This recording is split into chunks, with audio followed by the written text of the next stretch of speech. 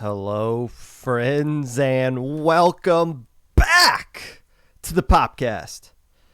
Whenever you're listening to this, whether it be live or a VOD, Twitch or YouTube, or Spotify, while you are avoiding any team that Fry is picking, even if you are a fan of what Fry is supporting,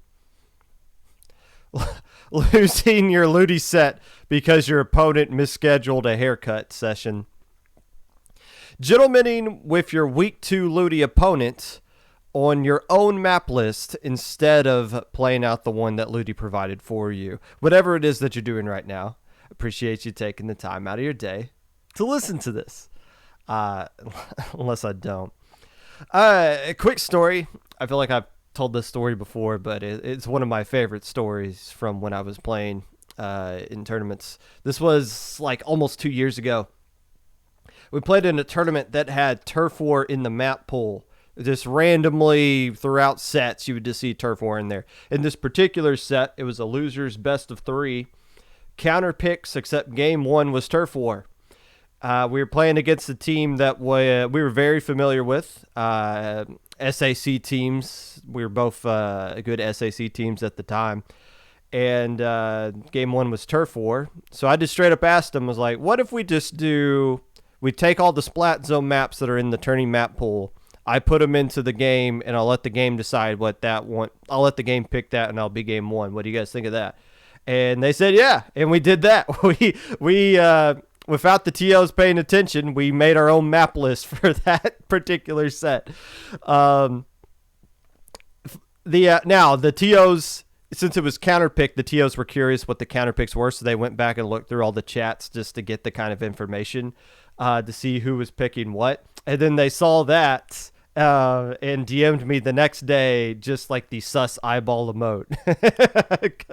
Like, no, the tournament's over. The result still stands. Don't worry about it. But I'm not advocating for you guys to do that. Do as I say, not as I do.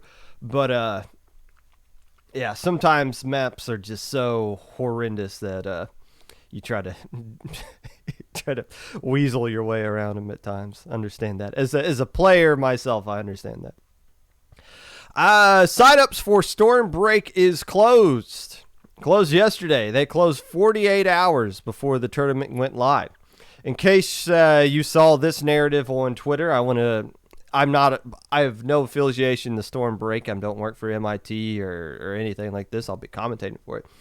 But I will disprove this narrative right now. If somebody says that the registration for Stormbreak closed early, that is not true. It closed on time. It closed when it said it was going to close. To close early would imply that they closed registration ahead of time from when they announced it was going to close. That's not the case. They said it was going to close at this time, and it did. So no, you can't say it closed early. That's not how that worked. It didn't close early at all. It closed earlier than usual. It closed earlier than what we typically see tournaments close for their tournaments. Why did they need to close 48 hours ahead of time? I'll be honest, I have no idea. I have absolutely no idea. We'll ask. We'll get the answer to that by the end of the day, but I have no idea. For a super jump, we closed 48 hours early, and the reason we did that was not because of seeding. Seeding doesn't really take that long. With the teams that are in super jump, I think when you get rid of the teams that didn't finish registering, you got about 80. 80 teams takes like an hour to seed, to be honest with you. It doesn't take that long at all. So there's probably some other stuff they have to do that takes a lot of time. For Super Jump, though, it wasn't just the seeding. It was the fact that we had 2 wave systems. The seeding takes about an hour. But placing them into 2 different waves and trying to make each wave as balanced as possible, knowing that only a handful of teams sign up for Wave A and a huge chunk of teams sign up for Wave B, and then you present what the seeds are going to be, and then everyone looks at them and they're like, actually, I'm supposed to be here. I know I said I could play Wave A, but something changed. I need to be a Wave B. You got to make all those adjustments. But I'm not leaking anything, but my personal preference is going forward with Super Jump that we don't do the wave system anymore. It was dumb. It benefited like a small handful of people and inconvenienced a vast majority of people, TOs, teams, players alike. So, I get the Super Jump closing 48 hours early it wasn't a mistake. It was something we tried, and it was like, oh, we should never do this again. There's no reason. But that regardless, the narrative that it closed early is not true. It did not close early. It closed exactly when it said it was going to. And I don't want to get into this big conversation about this because it's a topic for another day. But one of the talking points from the Spark not being allowed to stream their point of view in the tournament this past weekend, I think they should be allowed to stream their own point of view. But the issue one of the issues with that is, though, it was in the rules that you couldn't do that. I think you'll lose a lot of bite out of your argument when you wait till the tournament starts to start complaining about a rule, when you could have complained about that rule before time and brought attention to it. You probably could have got that rule changed before the tournament if you bring it up before they actually starts, because when you wait till the tournament starts, A, nothing can be changed, and B, you pretty much are just explaining to everyone that you don't pay attention to anything that the tournament you actually signed up in. So it makes no sense. Same thing here. You can't say, why did they close the tournament 2 days beforehand when you knew for at least a month and a half, if not longer, that it was going to close on that specific date. It's not like information is hidden or anything like that. So you could have said something earlier and got it fixed, but regardless, I'm not going to go on a tangent on that. I think there's a lot of things dude said that made a good point, and shout outs to dude for rating IPL that same day. But I just don't, the fact that like, you complain about a rule that you clearly could have read and brought attention to beforehand. You wait way too long. It doesn't make sense to me. Also, Proving Ground 4 is tonight. Registration for that closes at 7 p.m. Eastern Standard Time, so about 5 hours from now. Sign up for that if you want to play in it. Watch it if you don't want to play in it. We're going to have a good stream, good commentators. And if you're not playing any Ludi sets, we'll see you tonight, I'm sure. Today we are going to be previewing Stormbreak, which is one word. pretty sure Stormbreak's supposed to be 2. I could be completely wrong with that. Everything I typed out when I did typing for stuff in today's episode told me Stormbreak was not 1 word. But Super Jump's supposed to be 2 words, but that's 1 word as well. I guess just majors are supposed to be 1 word for whatever reason. Also, we're going to be chatting with The Moo, who's going to be making their 3rd appearance on the Popcast. One of the first people that I talked to, not the first, one of the first ones I talked to back when the overlays were a lot crappier than what they are today. And talked to them at the very beginning of the year, and we'll talk to them again at the end of the year right here. So we'll be having that conversation coming up. But first,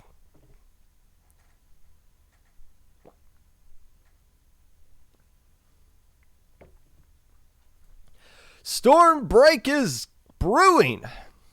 The one last major that we got to close out this year. And yes, I'm calling it a major. I don't need whatever you guys define. Oh, this is a major. This is not a major. I've asked that question before. I never really cared. But the more I think about it, I'm like, if this is not a major, then we just don't have majors in this community. It's either this or we just don't have majors. And again, it doesn't matter what you call them. It's not like they get put in a different tax bracket if you call it a major or not. But there's no point arguing either way. But if this isn't a major, we just don't have any. That just don't exist. So be it. With this prize pool currently standing, as far as I know, at 1,300 smackaroonies. That means that it draws in attention of teams around the entire globe. Now, most tournaments that are international draw in attention around the globe already. But there's one country in particular that you never really see that often unless there's something specifically on the line. That's right, Japan always comes in on our majors that we have in this scene. Or at least a few players, if not a few teams, come in and take a stab at trying to win the prize money and dash off into the night and go to school and work as soon as the tournament is over on Monday morning. Which is where this conversation sparked from earlier this week. I looked on Twitter and I see there's a poll. Question being, should Japan be allowed to play in tournaments in the West that have prize pools? The vast majority of people said yes. Or I guess the question was, should they be banned? And the vast majority of people said no, for a little bit more context there. But essentially, the vast majority of people said no, we should not be banning Japan from the Western tournaments. It's kind of a silly thing to do. Why is that? A few talking points I want to get to here on my own. First off, Japan only plays in tournaments when prizes are on the line. That is the narrative, that Japan will not play in something like SOS, even though we have seen teams from Japan play in SOS in the past. They'll not play in something like Squid Junction, which, correct me if I'm wrong, I feel like at least one team from Japan has done something like that. Or they won't play in any other events. Okay. But they'll only play an event that has a prize pool. I got a newsflash for you guys. Duh. Yes, of course. That's how it works. It's not just Japan that does that. It's our own Western teams that do that as well. It's when's the last time you saw Starburst sign up for an SOS? When's the last time you saw Alliance Rogue play in Triton Cup? Maybe they've done like one here or there. And in fact, Sayonara did play in a couple of SOS tournaments when they came back together just to kind of warm up. 3-0'd everybody and just vanished. And they never played in it again because there's no reason for them to. Duh, guys! Like, this isn't a foreign concept. When you get to be so good that you just destroy every tournament that you play in, what's the point in playing in those tournaments if you're not doing anything? Yes, the Mango soundbite of we'll play Melee for absolutely nothing just to have fun. Yeah, that sounds good, and that's a great talking point. But what's the point if you're not going to be going up against other people that are going to challenge you? When you have majors like this, you know you're going to be playing against other teams from across the entire globe, not the whole country, the whole globe, that can challenge you, that interests people. That'll interest everybody, and that's why they're coming out and signing up for it. But don't act like Japan is only playing in tournaments that have prize pools and think that like our top level teams that aren't playing in Ludi, that aren't playing in Leaguewees, that aren't playing in bi-weeklies or anything like that, like they're just somehow immune to that kind of topic as well, because they're doing the same thing and nobody's blaming them for that, nor should they. So why are we blaming Japan specifically? I have no idea. Well, actually, I do have some ideas because I got some other talking points I want to get to with that. The other talking point here is how there are teams that will have just 3 players from Japan, but will have 1 player from the West. That is the case in point in this Stormbreak tournament that we have this upcoming weekend. What is the team name? Melon God? Yes, Melon God has Kyo and 3 players whose names I could not pronounce. I'm just assuming one of them is Melon, but we'll get more information on that later, obviously. The narrative with this, though, that 1 player from the West will betray us and join Japan to win a tournament. Is it really that foreign of a concept? It's not something you just see in esports. You see that everywhere. You see that in all of the other events, ball sports across the world. What, you think LeBron James went to go play with the Miami Heat just for fun? No, it's because they wanted to win. And the NBA is filled with this. The NFL is full with this. The New York Yankees have made decades upon decades of branding based off of that very same concept. The best players will play with other players that are at their skill level, regardless of where they are. And then when it's an open invite tournament where everybody in the world can play in it, what's the problem with that? We see pickups all the time. Is there some sort of thing where like we're just going to frown upon people who don't play in pickups with the same people of their country now? That makes no sense to me. But another reason why I don't really have an issue with this is because these aren't auto wins. These aren't curb stomps. There's nothing that's really it's not like these teams just automatically destroy everybody in these tournaments. Take a look at Super Jump 2, which I do have pulled up, but I'm not going to pull up on stream. There was 3 teams that signed up for this one that were representing Japan. You had Kings, who ended up winning the whole thing. Not easy for them to do, by the way, but they were able to win the whole thing. They had 2 other teams here that were also representing Japan. 4 tickets to victory. They got beat by Starburst and Jackpot. You also had Sushi, who got beat by Britain Deluxe Edition and I Heart Oranges. So it's not like you're automatically going to win. And even though the Kings have won all of these tournaments, the Kings haven't just come in and dominated every time. They had to work for it. Now, mainly they're at a huge disadvantage because they're playing on Monday morning while everybody else is playing on Sunday afternoon. But there's still not an easy victory for anybody. Like, everybody who wins these tournaments and gets victories here are earning them. There's no just auto wins. Just, I'm automatically playing with these other players. It's just going to get me a win right here. My biggest issue, though, with this whole narrative about Japan should be banned from these kind of events, you're not making this argument because of lag or latency. The players teleporting on the screen, players dying behind walls when they're getting sniped. You're not complaining about that. You're not complaining about the language barrier. Oh, I can't even talk to them. We got to use Google Translate to get things going. You're not complaining because of that. The reason you're complaining is because Japan is good. That's it. You are only complaining because it's a skill issue thing. Nobody's sitting here. If it was anything other than that, then we'd be having arguments about should Europe be banned from these kinds of things? Should South America be banned? Should Australia be banned? Nobody says anything about Australia. They're just as far away, maybe farther, I guess if you go by south, from North America than Japan is. It's the same time zone. It's a further link. It's probably more lag. Not a single word said about Oceania. Nothing. Why is that? The argument isn't about banning them. It's because they're not as good as Japan. You guys are only bringing this up because Japan is good at the video game. That's defies the whole topic of an open invite. If we're trying to ban Japan, then we need to make the tag in the Sindao when you put this tournament up in the Sindao calendar that it's a skill cap tournament. Because that's essentially what you're doing at this point. You're saying that everybody outside of Japan is underneath a skill cap below them. Come on. Are we seriously trying to make that kind of argument with something like this? I don't understand it.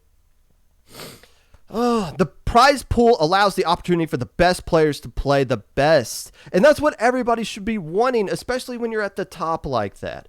And don't tell me this is about Japan stealing everybody's money away. Like, who are you talking about? Who's losing money? Who is having to go buy Walmart brand Oreos instead of name brand Oreos because Japan is winning these tournaments?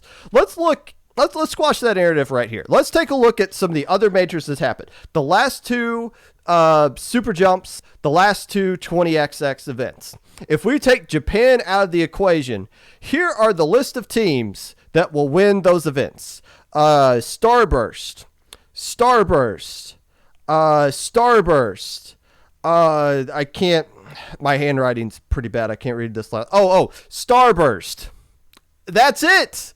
You get rid of Japan, it's not like this becomes an open, anybody could win this tournament. No, the parity goes out the window. It's just Starburst that's the only one who has to lose a little bit of a paycheck because of it. And correct me if I'm wrong, I haven't seen any member of Starburst say anything about this topic. So yeah, maybe there's some third place team that could have got an extra $25 per player if things worked out a little bit better into their favor. But that's not, who cares about that? It's just Starburst that's losing out on a little bit of money here. But would you rather see, and this is why, here's the question we got to ask. Why are we even running these events? Like, what do the TOs get out of this? There's no sponsors that they're trying to appease with their stream. If you're MIT, you're only running like maybe 3 streams, if that much, a month. You're not, so it's not like all the followers you're going to get from this aren't going to like lead to better things down the road. Like, why are we running these events? It's because it's fun.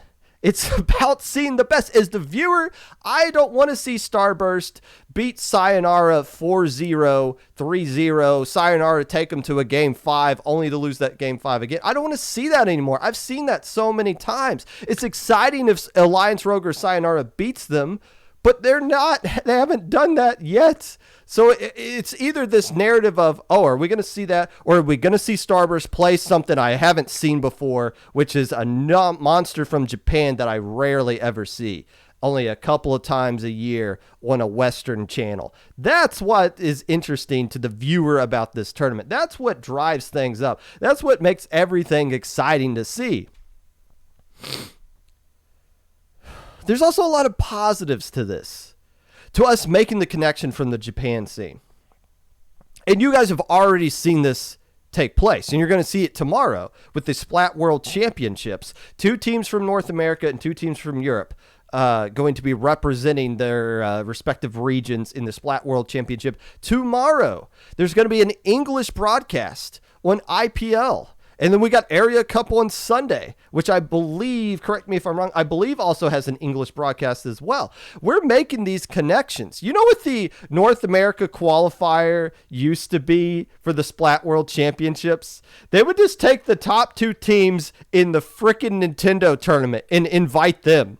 To say, hey, yeah, you guys survived that broken gargle mess of a tournament. We're going to invite you guys out. You realize if that was the case this time around, Sayonara would not have been invited to the Splat World Championships because they used the ladder to feed into top cut. And because ladder's so jank, they played Starburst twice during the ladder stage, gave themselves a lower seed to where the actual grand final, Starburst versus Sayonara, was played before the double elimination round of the Nintendo tournament. Like, us making the connections with Japan allowed us to get the Splat World Championship qualifiers, allow us us to get these English broadcasts of these kinds of events. And by the way, this is not us, IPLs, going to them and saying, hey, can we do this? It was them coming to us and say, hey, we want you guys involved in this. And that's not to say IPL wasn't all on board with that. That wasn't like one of our goals, but it's a mutual thing. It's not just us like, please begging, can we do this? So there's connection. Japan wants to connect to us and we want to connect to them.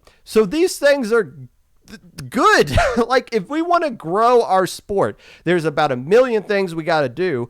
One of the things we can't do is start segregating ourselves, start isolating ourselves, especially from the country that sees it as one of the most important video games in their country.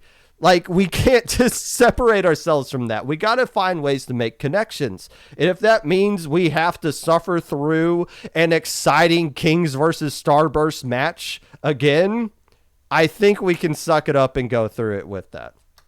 I'm going to be excited for this tournament. The TOs recognized what's on the line here, what you guys want to see. And we're going to talk to Moo. We're going to bring up this topic again. But I'm excited for grands here, even if it is Starburst versus Melon God. And if Starburst wins, everybody's going to be going crazy in chat. Even if they end up losing in the Splat World Championship tomorrow in round 1. Which usually is the case. The only thing, if you want to win, Mr. Rookie, the only thing to do if you want to win the money against JP, get good. That's all there is to it. Banning a region to lower the challenge only makes the tournament less fun to partake / watch. Exactly.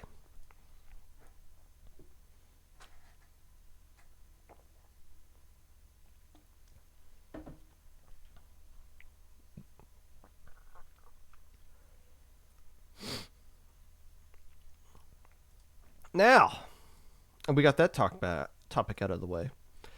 Let's talk about some teams that have signed up for this event, including my top 5 teams, which I guess would probably be the same exact top 5 teams everybody's going to have, so it's not that exciting.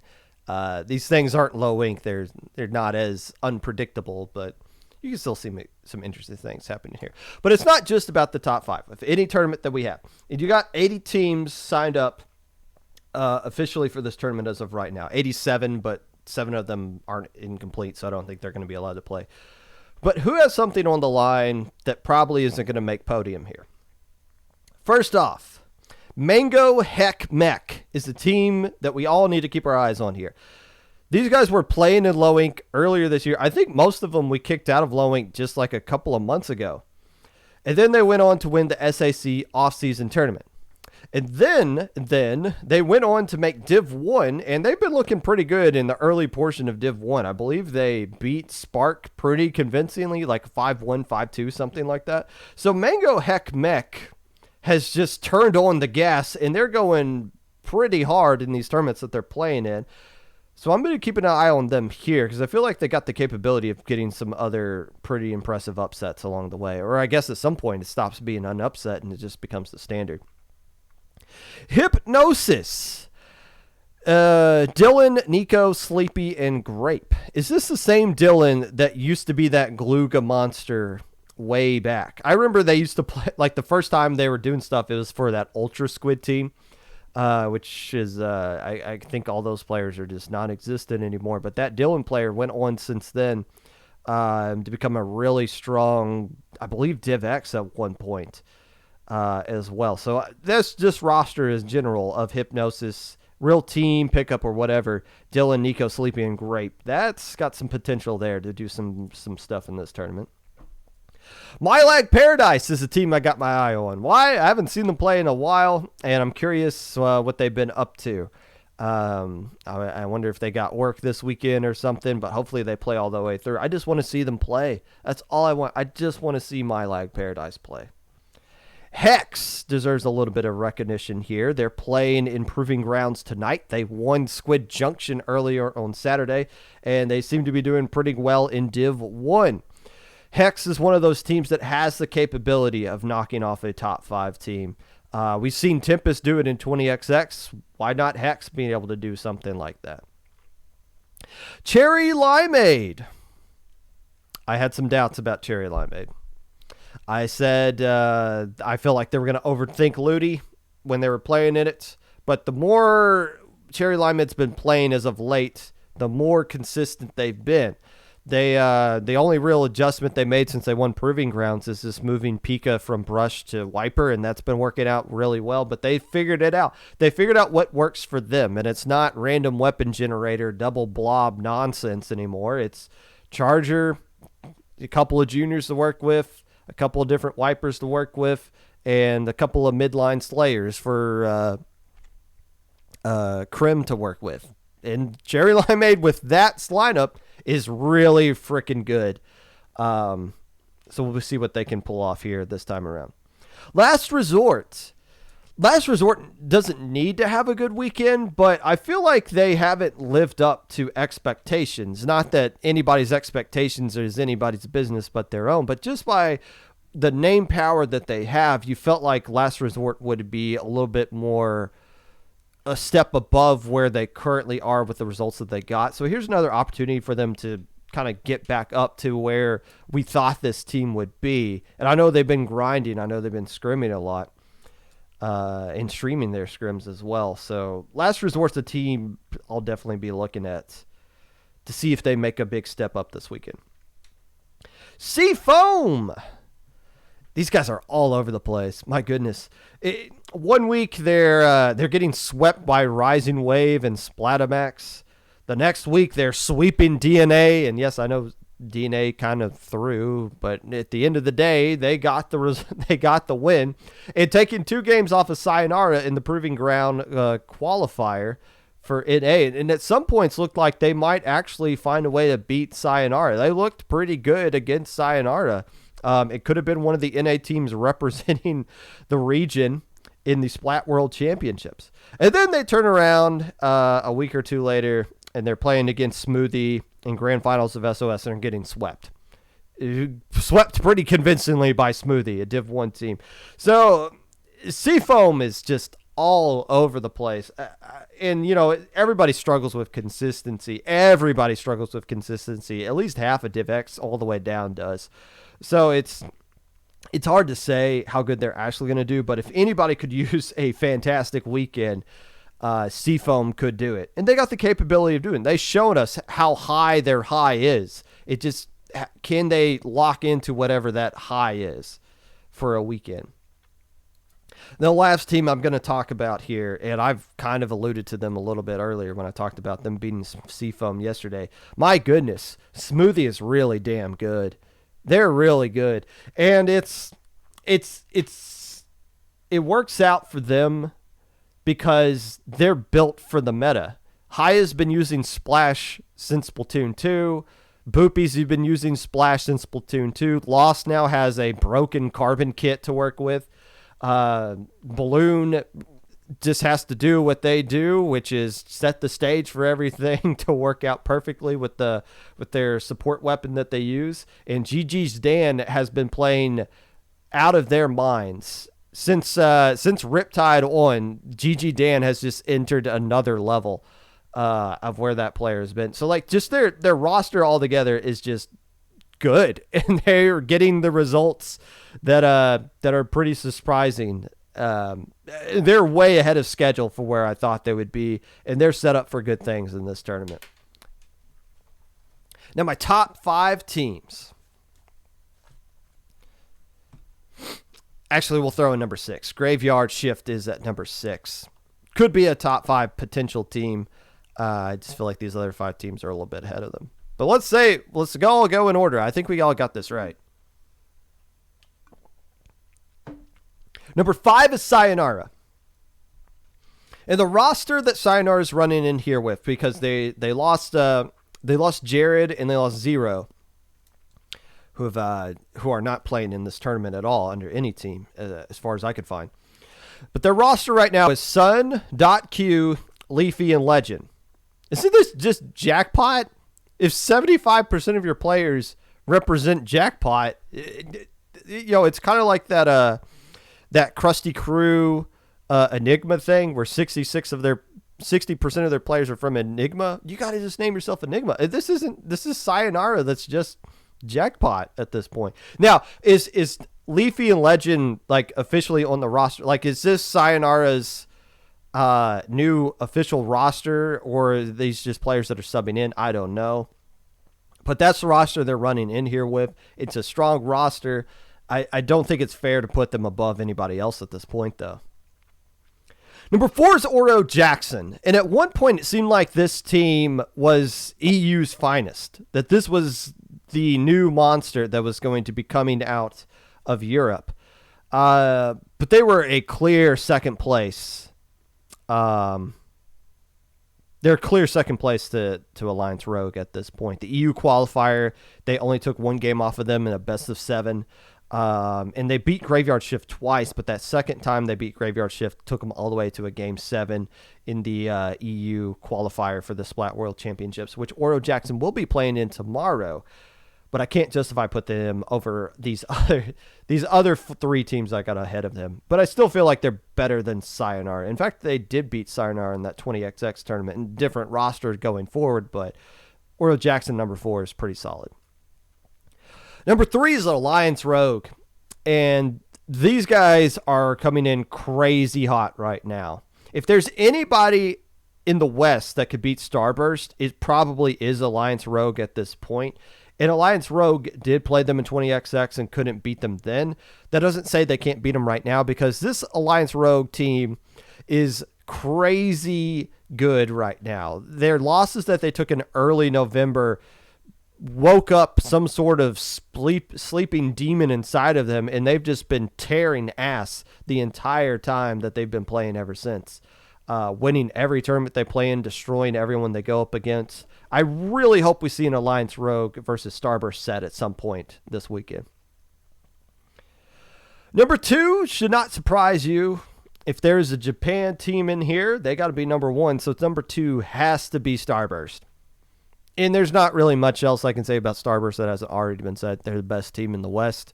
It's almost comical to call them a team from the West at this point. That's like saying Alabama is the best team in the SEC West. Like, yeah, that's fair to say, but they're also one of the best teams in the entire planet. But if you want to, limit them to one little area, yeah, that's also technically true. But Starburst has left the West. They are now a team that's like, can they beat teams from Japan? They do have TikTok subbing for them, I saw on their roster, and somebody else from Japan as well, or at least somebody else with Japanese characters. Kanji, I believe, is the correct term with that. But so I don't know like who's actually playing with them, but their core roster, Biscuit, Bagel, Brand, and Ice are all signed up for this one. It's just they got some interesting subs on their roster as well that I guess they could use at some point. But the number 1, the team that I would assume is going to win this one, Melon God. You got 3 players from Japan who I don't know who they are, but I don't think Kyo's going to be playing with some players that are just randos from Japan. This is Kyo, that is the one player from the West that is playing with them. And I've said this before, I'll say it again. Kyo is the LeBron James of competitive Splatoon. One of those players you just plug, put them into any lineup, any roster, and they automatically make everybody else better, and they're a contender to win any tournament that they're playing in, regardless of what country the players are representing. It's been a while since we've seen Kyo stand at the top of a podium, though. Just like LeBron, but it doesn't mean you can't count him out. And I think you can't count out Melon God here, so I'm going to give this team, give them the win over here at the top. So number 5, Sayonara, 4, Oro Jackson, 3, Alliance Rogue, 2, Starburst, 1, Melon God. Does anyone have anything different? I doubt it. Unless there's just something I'm completely missing up here, which could be the case.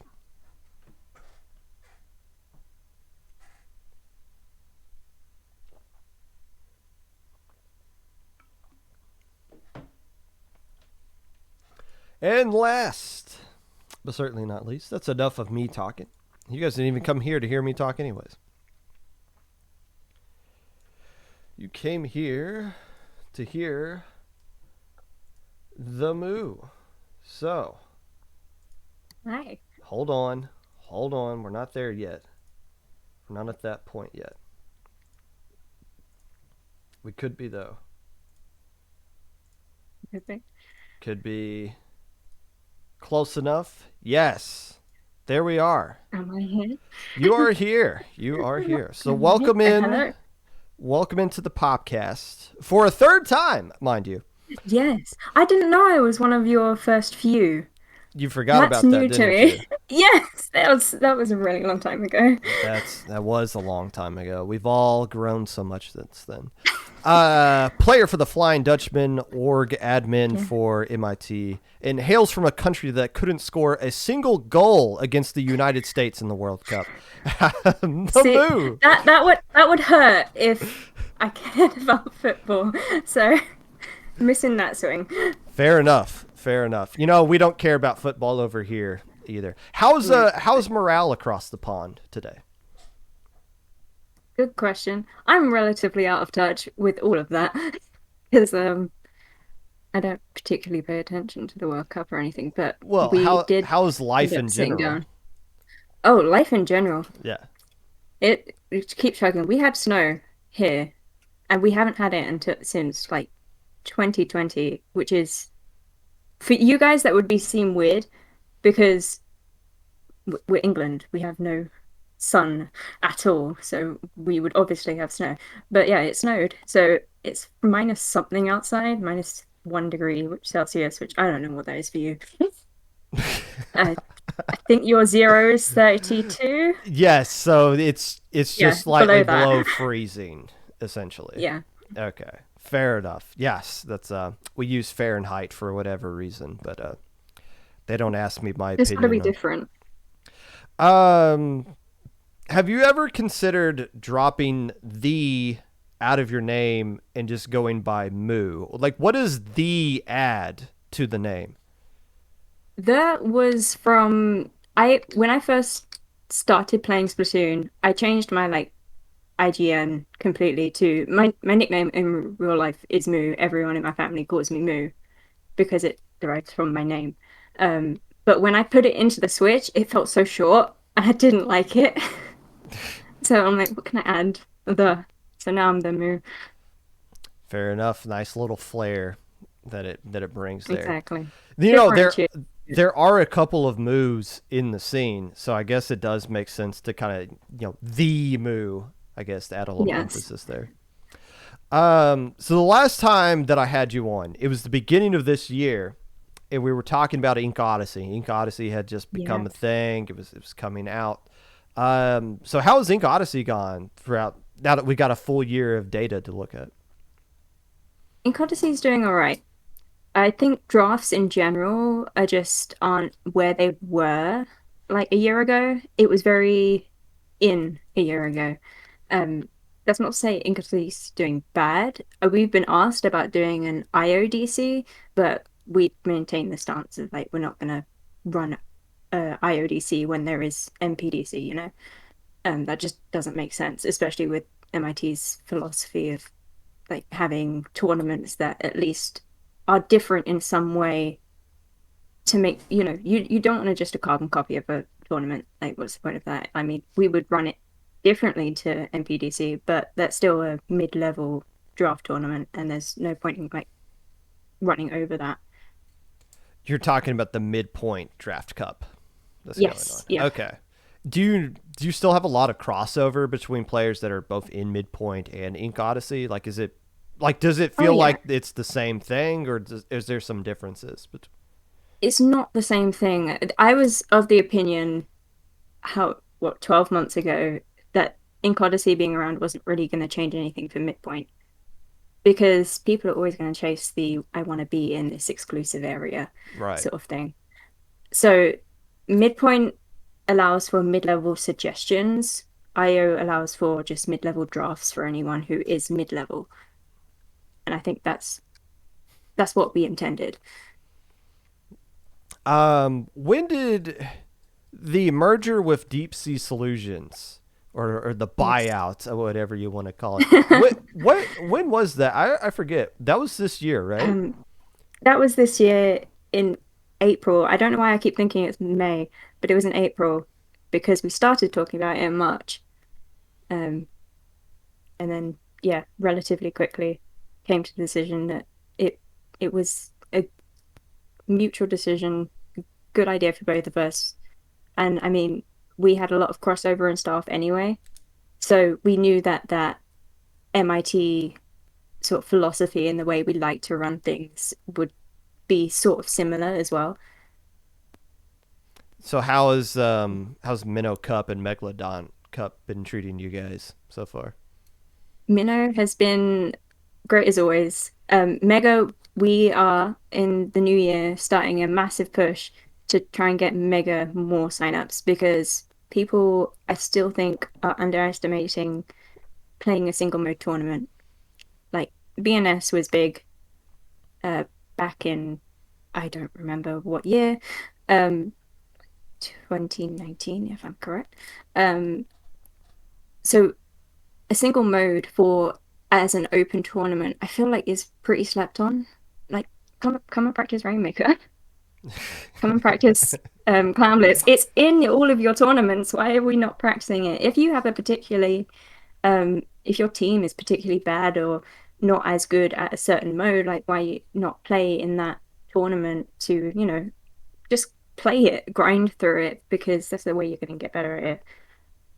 So we're definitely starting a massive Megalodon push. Mega's getting a stream in the new year as well, which I designed and will be streaming for them Well, as well. I've seen a lot of people say things like, "Oh, I want a single mode tournament. I want something like BNS to come back." And then people will be like, "Well, Megalodon This next, exists. Why don't you sign up for that?" And I think that the thing people bring up is when I think of MIT, I associate it with low level.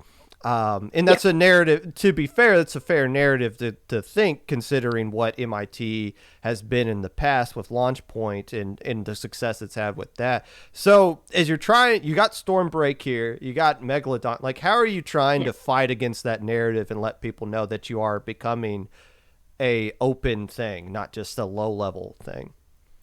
You just gotta shout. I mean, that's what we did with the Stormbreak. You just got to shout and tell people it's there.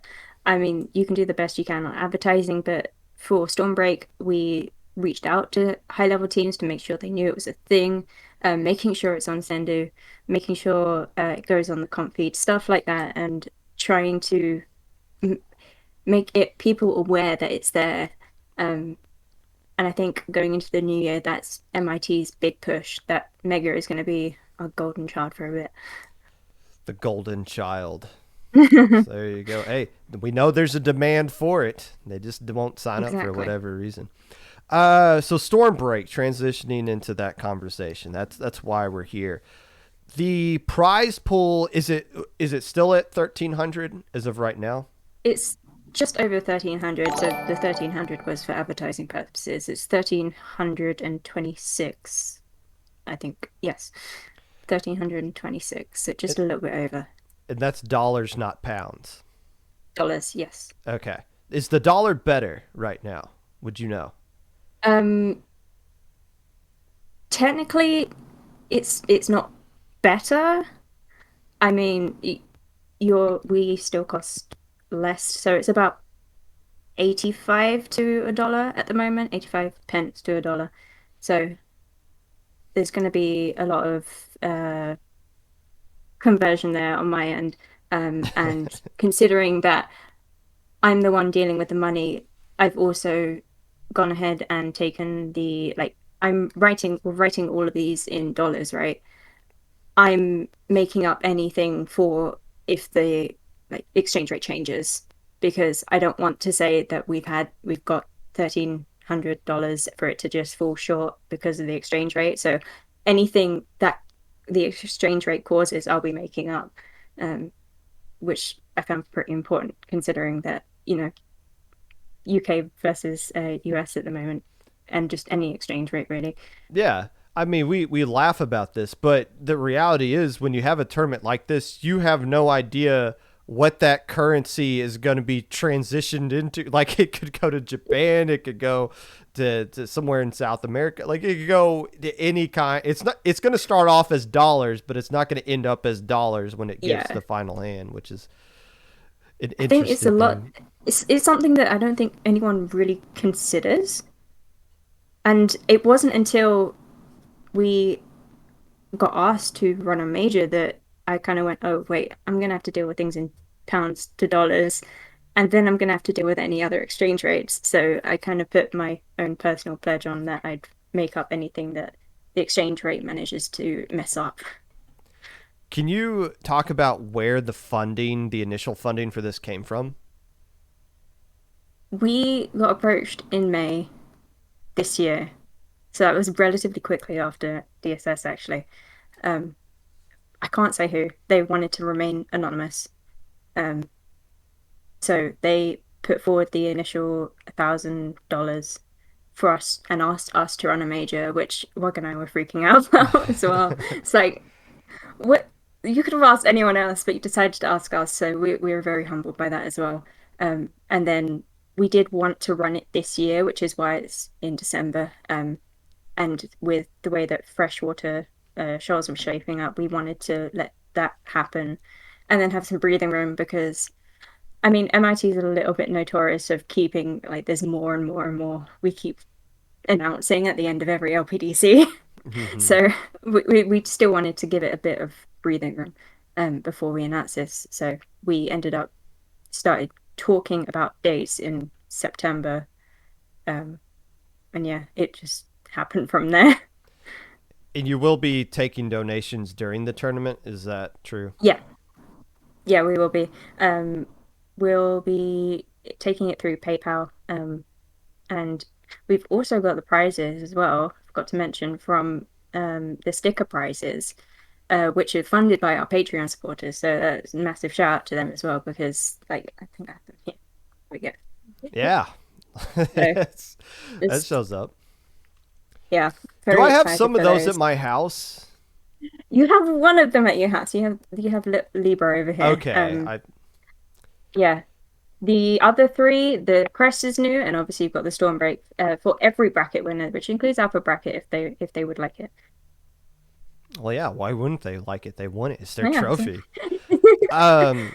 So registration closed 48 hours before the tournament starts. Could you give us Yes. like a peek behind the curtain? What goes on during those 48 hours before the tournament goes live? Oh, such a big topic.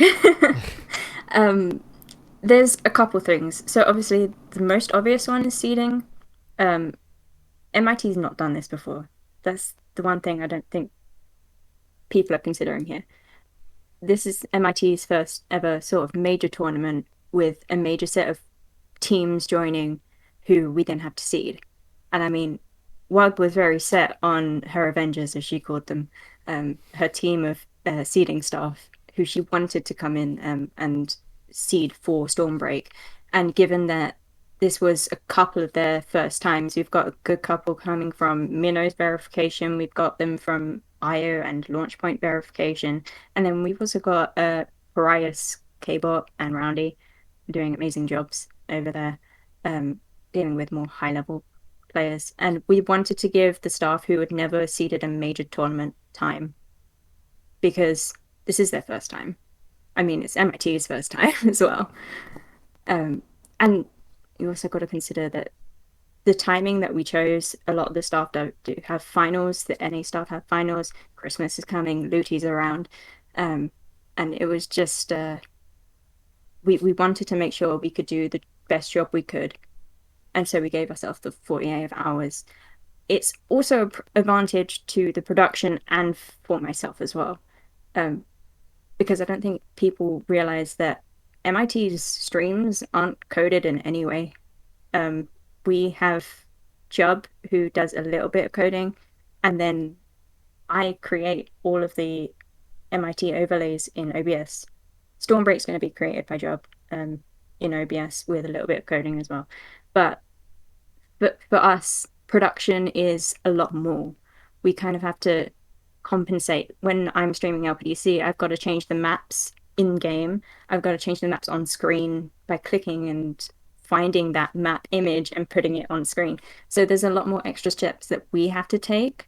And one of the things we really wanted to do was have profile pictures for the teams on stream. And by shutting it early means we can get all of that sorted. Um, it also means I have time today, yesterday and today to finish up production. While I was also reaching out earlier this week to teams to say, hey, Start GG's, I know Start GG's new. Do you need a hand? I think I reached out to like 33 teams, something like that, to say, hey, are you good? Because Start GG's, we can see that you've got invites, but no one's accepting them. We just want to make sure, because everyone complains about Start GG, which is fair enough, but it can do what we need it to do to run this tournament. So Yeah, that's all the production stuff obviously is way over my head. But there's yeah, not a lot of fair to enough. be honest, there's not a lot of people in the scene that can do that kind of production stuff. But when you do have those people involved, like Jub that you mentioned, who we know is going to be on a Yeah. hiatus after this, you could really tell the difference between a stream that has some actual production quality to it and the ones that don't. You've mentioned several times Mhm. this is the first time MIT's doing a major, first time a lot of these staffs are going through a major like this. Yeah. This is also the first time, to my knowledge, that we're going to see this kind of format that's going to be used today or this upcoming weekend. Double elim groups that feeds into double elim. Now, the double elim top cut, we're all used to that. The double elim groups, it makes sense when you think about it. But where did what is the thought process behind using this specific format over other things? So initially we were discussing groups into double elimination, the stuff that you tend to see in like Splatoon tournaments. It's usually either Swiss or groups into double elim or single elim, depending on the tournament. But it was actually Toasty's idea. Toasty talked with Magic and K-Bot, and he also looked into like Smash Bros tournaments and GSL, and he was kind of looking at all the Swiss complaints, and he was kind of coming up with that idea. Um, and he found this concept of pools, double elimination pools into double elimination, and it gave us the freedom to expand and contract our like team size, whatever we got really. So technically, this format can hold up to 256 teams because each six of those 16 pools, each pool can have up to 16 players, well, teams in this case, and that's that's huge. And considering the way that like if you look at Super Jump or 20XX especially, they didn't have time to switch their format because they got a lot of sign-ups and they were like, okay, we're going to keep the format as to not confuse people, which is fair enough. I mean, when you get an outrageous amount of sign-ups like that, it's a difficult decision to make. But we wanted to make sure that no matter when Stormbreak runs now, in the future, no matter how many teams we get, we would be able to kind of keep the same format, be it with different numbers, to make it easier for people to understand. And I kind of knew who was the mastermind behind that format. Toasty's on Proving Ground staff, and actually, as we were thinking about formats to do, pitch that one, and I was really interested Mm-hmm. in it, and I'm excited to see it this weekend. It wouldn't work Yeah, for a 1 day event because I feel like it would take too long, but for like a yeah, weekend, it seems like it's built for a weekend kind of tournament. So I'm excited to see how it's going to work out, just from a curiosity standpoint there. yeah. So am Uh, I. I guess lastly, and this is a question I'm starting to think of as I'm doing more TOing stuff, and I'm starting to ask some other TOs who come on here. Why are we doing this? Like, what do we get out of? I mean, we're not getting paid. We're not. We got people who don't pay attention that will say mean things about us on Twitter.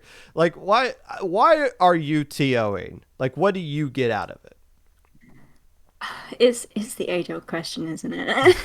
When it comes to TOing, yeah, we don't get paid. It's a joke in MIT that will increase your salary by 10%, but 10% of zero is nothing, so good Mm-hmm. luck with that. Um, so it has to come from somewhere between passion for the community itself and a passion for being able to run something. For me, it's being able to run a smooth production and to be able to run something as seamlessly as possible. Because I'm the person who deals with production and communication, so all the social media that goes out, the announcements that kind of run past me, I want to be able to manage that kind of social media presence that we have. And I find all of that fun. And I mean, for me as well, I'm a designer. I get to design stuff. I get to make things look pretty, um, which is what my degree is in. So, at least I'm putting that to use. Um, for me, it is wanting to run something well and then seeing the community grow off that. But also the thanks you get afterwards is also really nice. I After LPDC and Minnow Cup, the amount of people come into our feedback and it's mainly thank yous. We get the odd like feedback for how we can improve and we take that on. But we get a lot of thank yous for what we do, and which is just really affirming that what we're doing people like, and you kind of do it because you want to make people happy as well and provide the tournaments and competitive nature that we've all gotten us to be in this community anyway. With Stormbreak going on this weekend, is there anything you would look for to determine if this tournament in your eyes was a success, or I wouldn't say a failure, but more so like didn't meet your own expectations? Like, how do you judge if this tournament is like meets what you're looking for? I I am very hard on myself. However, when it comes to like a tournament that MIT's running, I kind of look at all the cogs that are working. I look at the players' experience. I look at the staff behind the scenes. How are they handling it? Um, how what we could do next. And the success kind of comes from if we feel like we've done enough and we've had enough feedback back saying you did a good job, but also maybe fix this or do this. And that's just telling me that people want us to continue it because the feedback is the most important part. We need to know how you feel about our tournaments. If we don't know, we can't give you what you want. It's that age-old thing of going to Twitter and using it as feedback. Like, tell us. I'd be happy to explain. It's the same reason why during LPDC, people ask about why their time zones don't match up when they're on a team. We have a full reason and explanation for it because we've tested it. But we only got to test that because people gave us feedback. So the biggest thing I could ask for Stormbreak is for people to give us feedback, and that gives us a judge of yeah, we did something right, and people want to see more. Hey, I know you got a long, long weekend ahead of you. Yeah, Good luck to you and the rest of the thank you. MIT crew. And we'll be rooting for you guys, not the players. We'll be rooting for the TOs up here. Cheers. So, We'll need it. where can people find you? I'm the Moo underscore SPL on Twitter.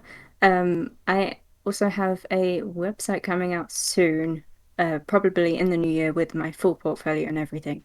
So, if you want to see that, go and follow me on my Twitter so I can, tell you when it's up.